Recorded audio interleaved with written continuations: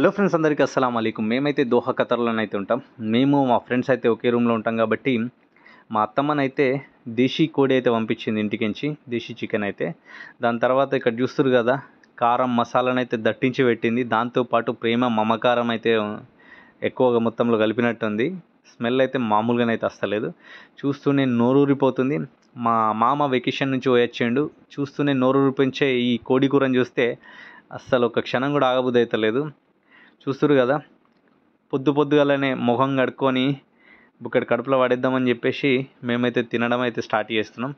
చూస్తురుగా, మామూలుగానైతే లేదు. స్పైసీ అయితే నెత్తిలో ఉన్న చిన్న మెదడైతే ఉడికిపోయింది ఆ స్పైసీ తోటి. దాంతోపాటు కొన్ని మురుకులు, సకినేలు, చిన్న చిన్న మురుకులు అయితే పెట్టేసి ఇంటి దగ్గరికి నుంచి ఎవరైనా వస్తుర్రు అని అంటే డెఫినెట్గా మేమైతే దేశీ చికెన్ అయితే తప్పకుండా తెప్పించుకుంటాం. ఎందుకనంటే ఇక్కడ మనం తినేది ఫ్రీజర్ చికెన్లు కాబట్టి అట్లీస్ట్ అన్న వాళ్ళు వచ్చిన రోజన్నా మంచి దేశీ చికెన్ గట్టిగా వేద్దామని చెప్పేసి అనుకున్నాం.